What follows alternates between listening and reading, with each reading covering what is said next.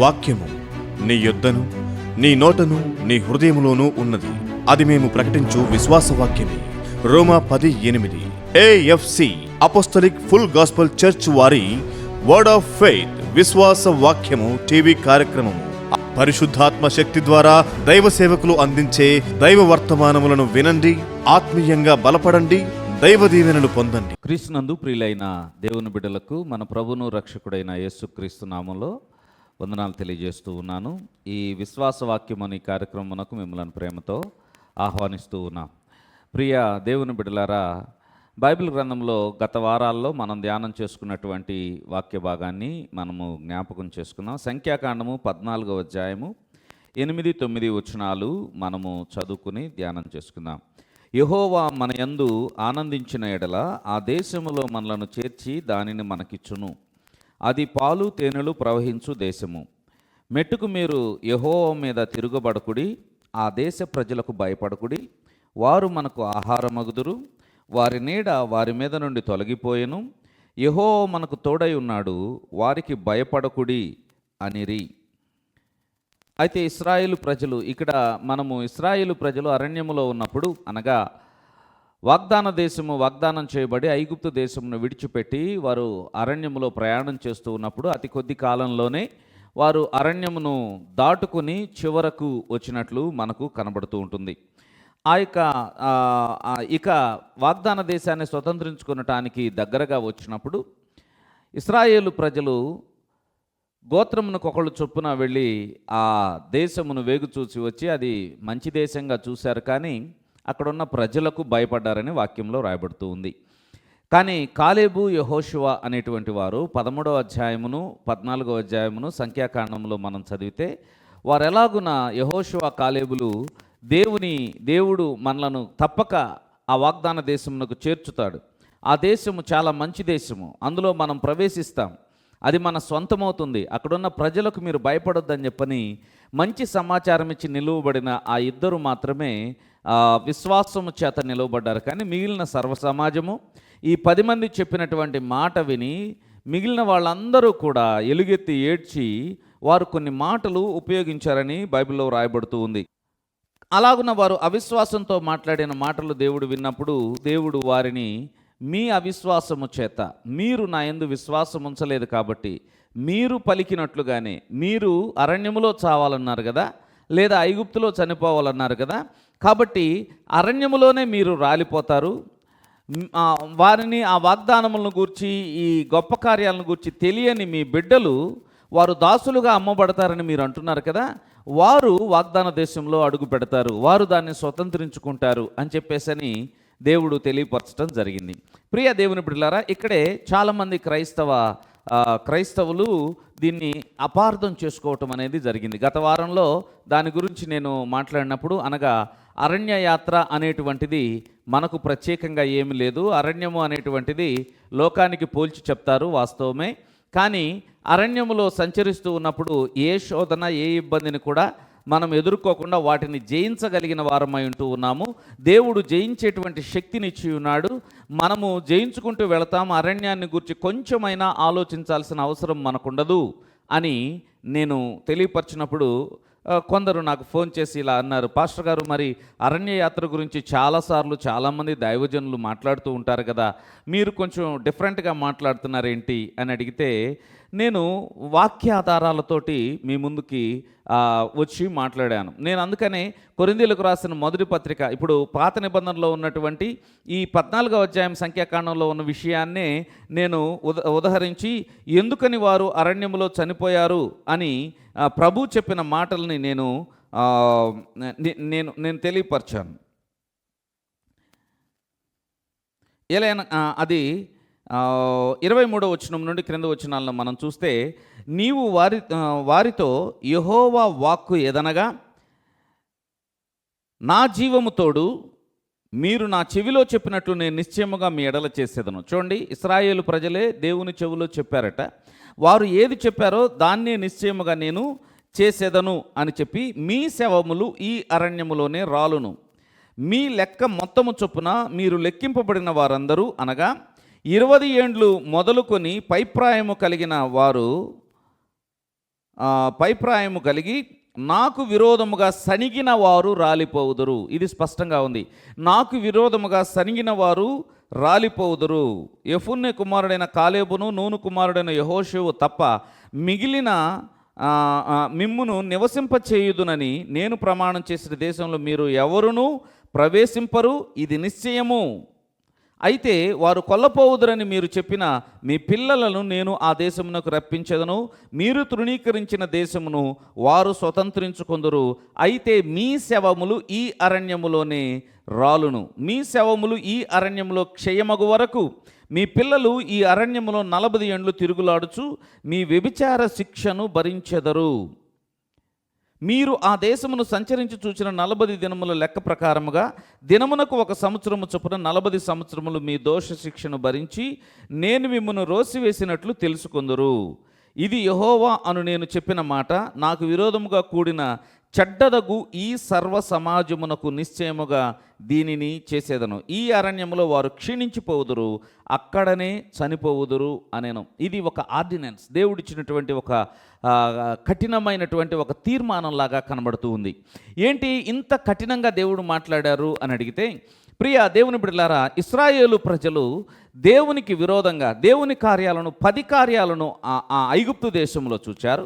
10 కార్యములను వారు వాగ్దాన దేశంలోకి నడుస్తూ ఉన్నప్పుడు ఈ అరణ్యములో చూశారు. వారు ఏది తక్కువ కాకుండా పోషించబడి సంతోషంగా నడుచుకుంటూ వెళుతూ ఉంటే ఇన్ని కార్యములను వారు చూసినా, నేను గత వారం చాలా వివరంగా చెప్పాను, కావాలనుకుంటే అది మీరు వినొచ్చు, దాని కంటిన్యూషన్గా ఇది కూడా వినొచ్చు. మీరు యూట్యూబ్లో AF gospel, AF space gospel, apostolic full gospel అనమాట, ఏఎఫ్ స్పేస్ గాస్పల్ అని చెప్పేసి అని యూట్యూబ్లో కొడితే అక్కడ మా యొక్క ఛానల్ వస్తుంది. అందులో పూర్వమందు వాక్యం చెప్పబడినవన్నీ ఉంటాయి. అదే కాకుండా చర్చి లైవ్ సర్వీసెస్ ఉంటాయి, ఆ తర్వాత రికార్డెడ్ మెసేజెస్ ఉంటాయి. మీకు ఎంతో ఉపయోగకరంగా ఉంటుంది కనుక ఆ ఛానల్ మీరు చూడండి. మీకు అవసరం అనిపిస్తే సబ్స్క్రైబ్ చేసుకోండి. దానివలన మీరు ఎంతో ఉపయోగకరంగా ఉంటారు. మంచిది. ప్రియ దేవుని బిడ్డలారా, ఇక్కడ మనం చూసినట్లయితే దేవుడే ఎందుకని అంత కఠినంగా వ్యవహరించారు? అరణ్యములో వారు రాలిపోతారని అంత కఠినంగా చెప్పడానికి కారణం ఏంటి? ప్రతి విశ్వాసి అనగా ఐగుప్తు దేశము పాపానికి సూచనగా ఉన్నది, ఎర్ర సముద్రము బాప్తిస్మానికి సూచనగా ఉన్నది. ఎర్ర సముద్రంలో బాప్తిస్మం పొందిన తర్వాత అరణ్య యాత్ర అనేటువంటిది ఒక దాన్ని దేవుని యొక్క ప్రమేయం లేకుండానే చాలామంది సేవకులు సిద్ధాంతం చేసేశారు. ఎలా సిద్ధాంతం చేశారంటే, అరణ్య యాత్ర ఏమో ఈ లోకంలో వచ్చే శ్రమలు కష్టాలు, ఈ లోకంలో జీవించినంతకాలం మనం అనుభవించేటువంటివి అరణ్యముతో పోల్చి, ఆ తర్వాత కానాను దేశము అనేటువంటిది పరలోకానికి సూచనగా మాట్లాడబడుతూ ఉన్నారు.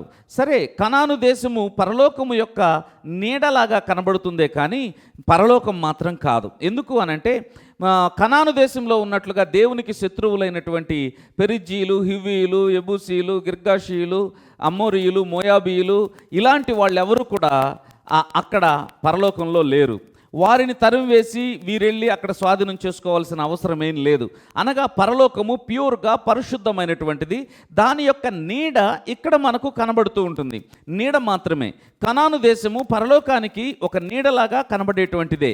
అంతేగాని కనాను దేశము అనే అందులో వాగ్దానం చేయబడిన దేవుని వాగ్దానములు ఇవన్నీ కూడా మన విశ్వాస జీవితాన్ని చూపిస్తున్నాయని నేను మీకు తెలియపరుస్తున్నాను. అరణ్యయాత్ర కాదు విశ్వాస జీవితాన్ని చూపించేది, వాగ్దానం చేయబడినటువంటిది. అందుకనిగా క్రీస్తు యేసునందు ఉన్న వారికి ఏ శిక్షా విధి లేదు. ఇలాంటి పదాలు మనము ఎన్నో వాగ్దానాలు మనం చూస్తాం.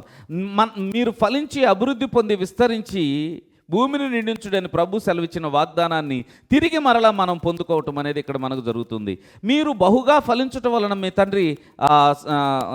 మీ తండ్రి మహిమపరచబడును అనేటువంటి మాట మనము యోహాను సువార్త 15వ అధ్యాయంలో మనం చూస్తాం. అలాగే ప్రియుడా నీ ఆత్మ వర్ధిల్లుచున్నలాగను నీవు అన్ని విషయముల్లో వర్ధిల్లి సౌఖ్యముగా ఉండుము అనే వాగ్దానాన్ని కూడా మనం చూస్తాం.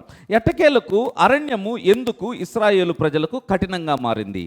నేను అంటాను, లోకంలో శ్రమలు లేకుండా ఉండవు, కానీ ఆ శ్రమలు మనల్ని ఏమీ చేయవు. ఇది నేను మాట్లాడుతున్న విషయం.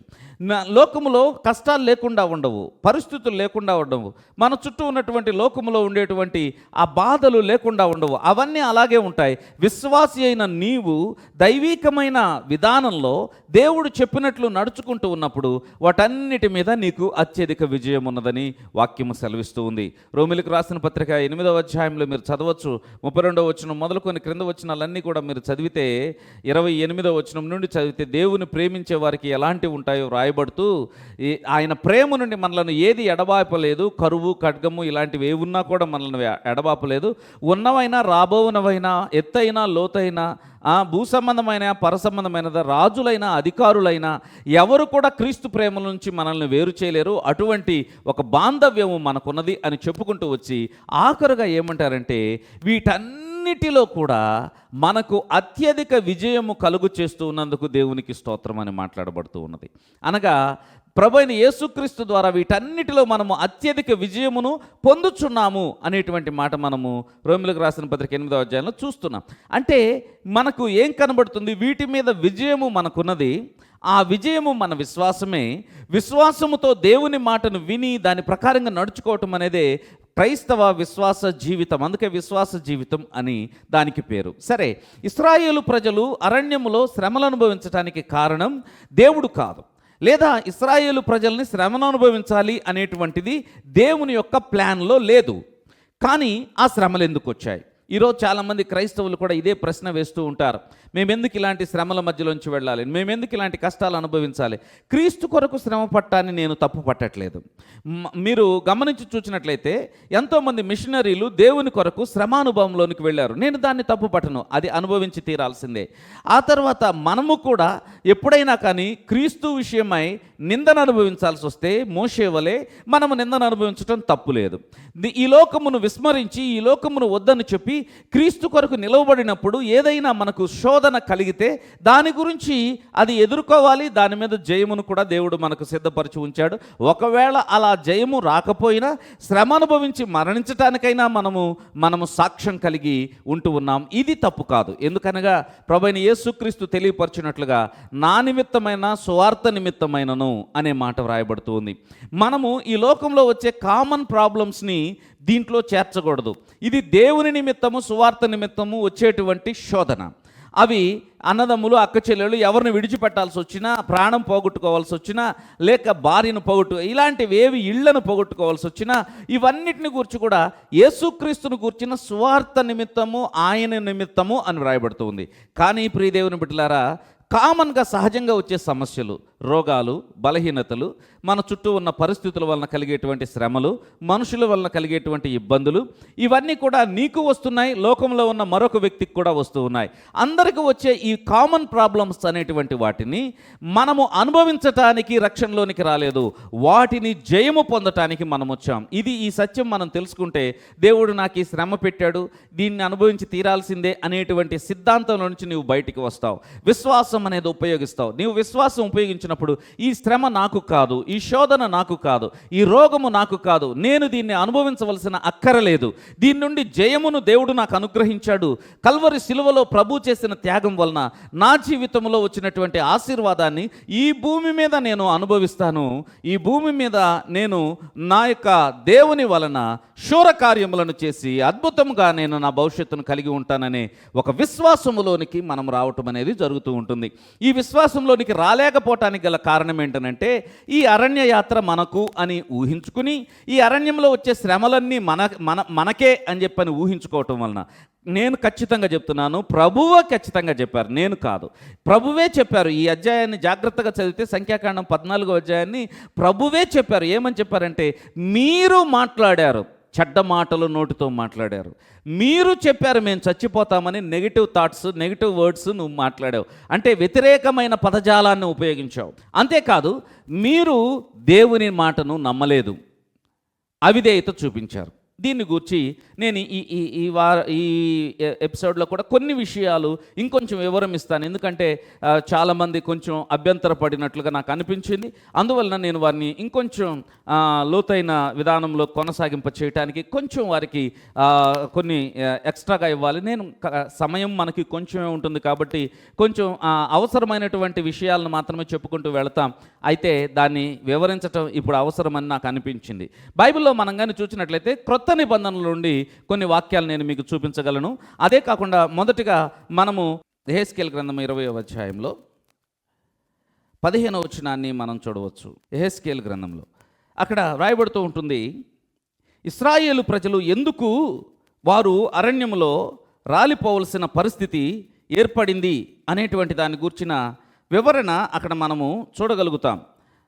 అది ఇలా చెప్పబడుతూ ఉంది, మరియు తమకిష్టమైన విగ్రహములను అనుసరింపవలనని కోరి వారు నా విధులను తృణీకరించి నా కట్టడలను అనుసరింపక నేను నియమించిన విశ్రాంతి దినమును అపవిత్రపరచారు అని వ్రాయబడుతూ ఉంది. ఇది కామన్గా ఇశ్రాయేల్ ప్రజలను గురించి వ్రాయబడినటువంటి మాట.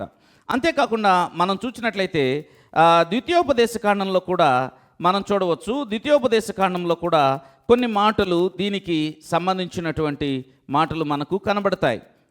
మొదటి అధ్యాయంలోనే 35వ వచనం నుండి మనం చూస్తే, కాగా యెహోవా మీరు చెప్పిన మాటలు విని బహుగా కోపపడి నేను మీ పితరులకిచ్చెదరని ప్రమాణము చేసిన ఈ మంచి దేశమును ఈ చెడ్డతరము వారిలో యెఫునే కుమారుడైన కాలేబు తప్ప మరి ఎవడునూ చూడడు. అతడు పూర్ణ మనసుతో యెహోవాను అనుసరించను గనుక అతడు దానిని చూచును.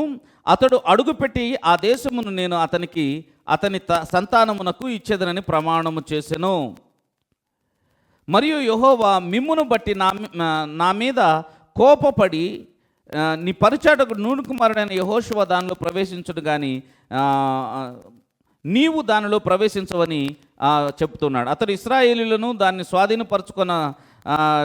స్వాధీనపరచుకొన చేయును గనుక ధైర్యం వహించుడి అని చెప్పి, అంటే ఇక్కడ మనం ఏం చూస్తున్నామనంటే కాలేబు యెహోషువల గురించి ప్రభు చెప్పి వారు మాత్రమే ప్రవేశిస్తారు, వారు మాత్రమే అందులో వెళతారు, వాగ్దాన దేశమును పొందుకుంటారు.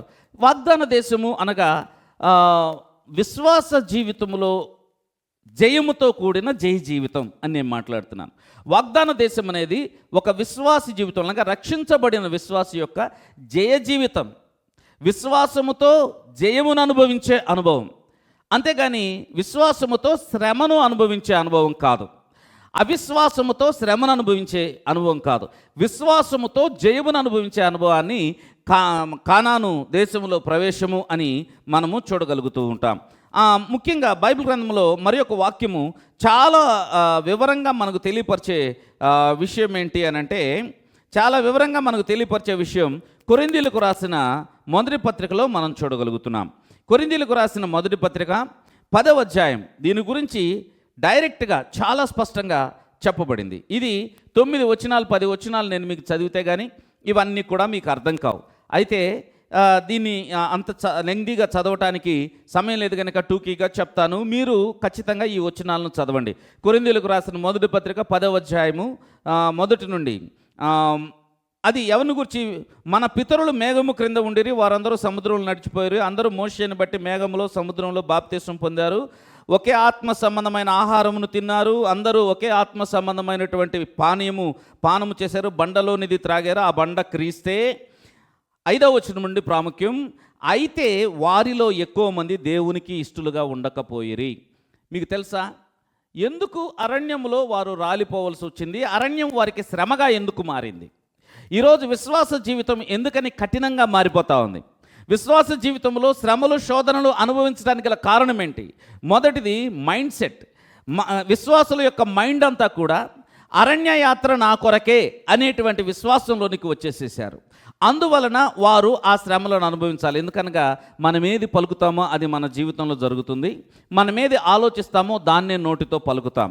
మన యొక్క ఆలోచన లేక చిత్తము అనేటువంటిది మన మాటకు ముందున్నటువంటి స్థితి. ఆ ఆలోచించినది నోటితో పలుకుతాం, మనం విశ్వసించినది ఆలోచిస్తాం. చూడండి, ఏది విశ్వసిస్తున్నారు?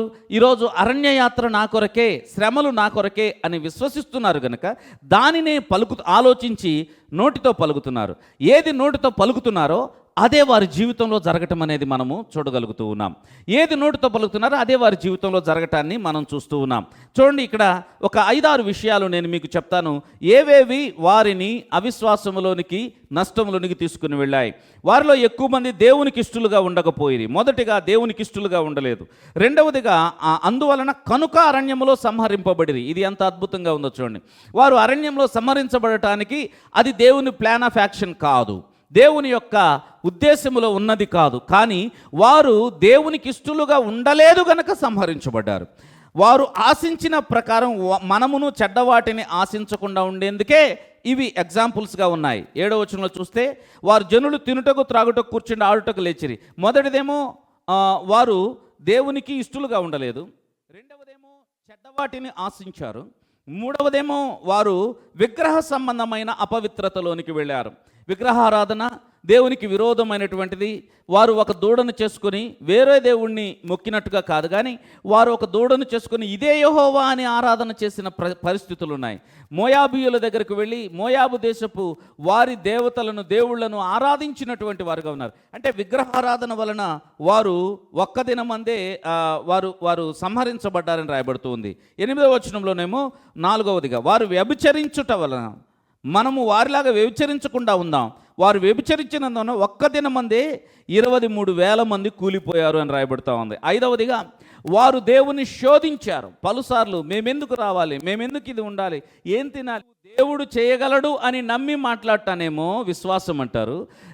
దేవుడు ఎందుకు చేయడు, ఏంటిలా ఉంచాడు, ఎందుకు నేను ఇలా అయిపోయాను అని మాట్లాడేదాన్నేమో శోధించటం అంటారు. తర్వాత 6వదిగా మనం చూసినట్లయితే, 6వదిగా మీరు సణుగకుడి, కొందరు సణిగి సంహరింపబడిరి, సంహారకుని చేత నశించిరి అని వ్రాయబడుతూ ఉంది. కనుక ప్రియ దేవుని బిడ్డలారా, ఇక్కడ స్పష్టంగా ఉంది. మరొక క్రొత్త నిబంధన వాక్యాన్ని కూడా నేను మీకు చూపించాలని ఇష్టపడుతున్నాను. ఇది ఇశ్రాయేలు ప్రజలు అరణ్యములో ఎందుకు సంహరించబడ్డారు అనే దానికి ఉన్నటువంటి ముఖ్యమైన ఉదాహరణగా ఈ కొరింథీయులకు రాసిన మొదటి పత్రిక 10వ అధ్యాయాన్ని మనం చూసాం. రెండవదిగా మనం చూసినప్పుడు హెబ్రీలకు రాసిన పత్రికలో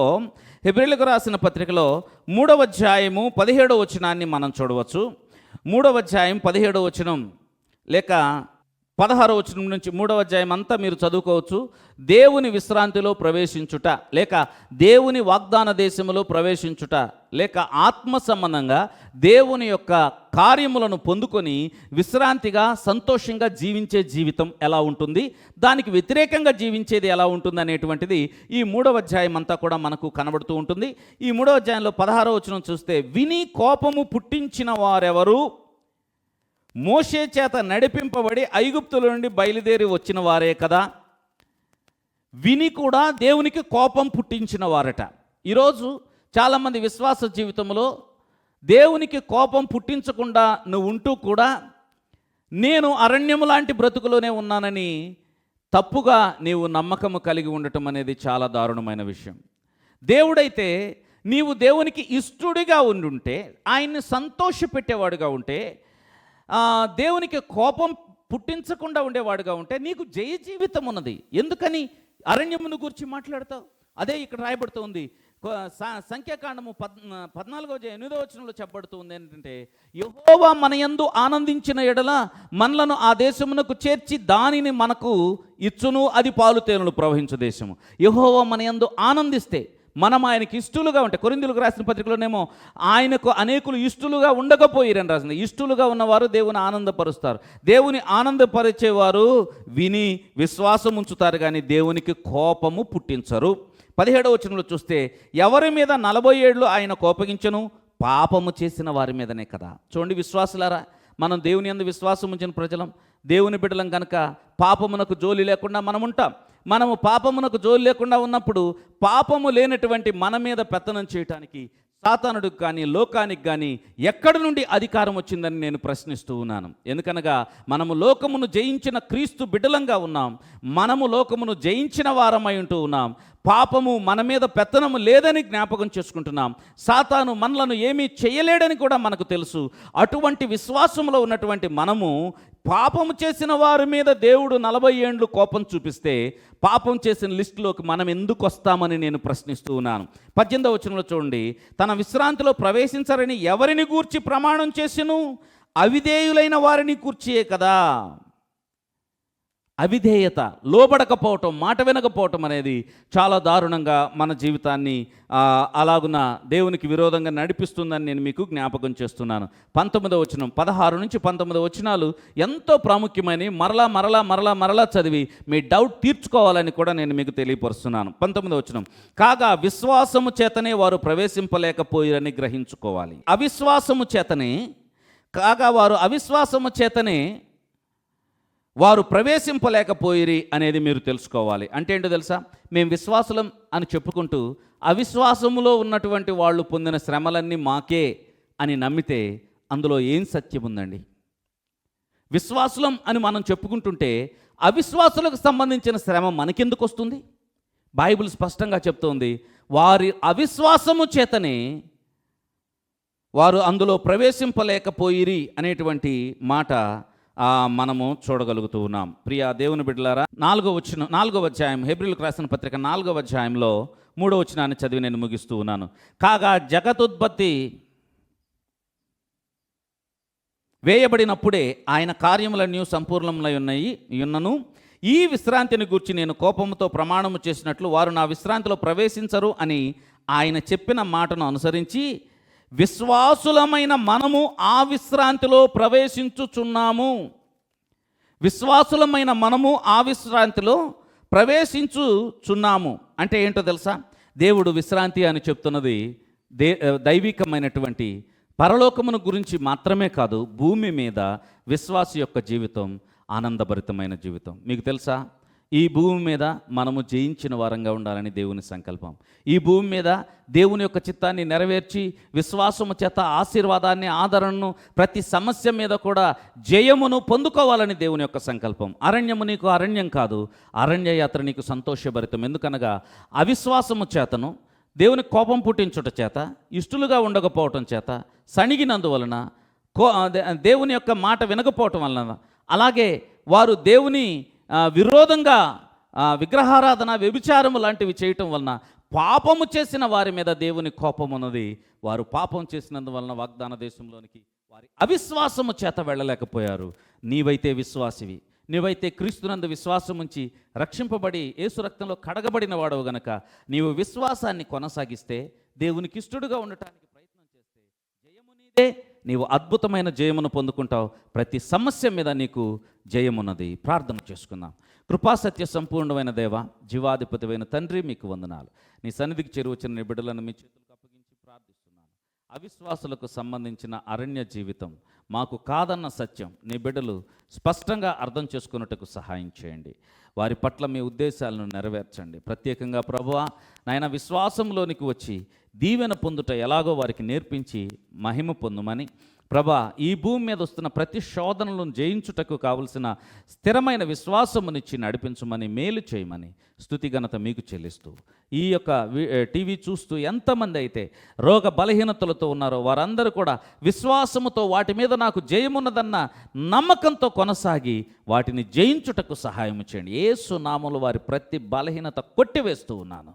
జయము చేత నింపి నడిపించుమని యేసు నామములో అడుగుచున్నాము తండ్రి, ఆమేన్. కుడి చేత నన్ను ఆదుకొను నా దేవుడే, యెహోవా ఈరే, యెహోవా ఈరే, యెహోవా ఈరే. స్తోత్రం స్తోత్రం స్తోత్రం స్తోత్రం. జీవాధిపతి నమ్మదైన తండ్రి, మా మంచి యేసయ్య, మీ ఘనమైన నామానికి స్తుతులు స్తోత్రాలు వందనాలు చెల్లిస్తున్నాం తండ్రి. ఇంతవరకు నీ వాక్యాన్ని మేము విని ఉన్నాం తండ్రి.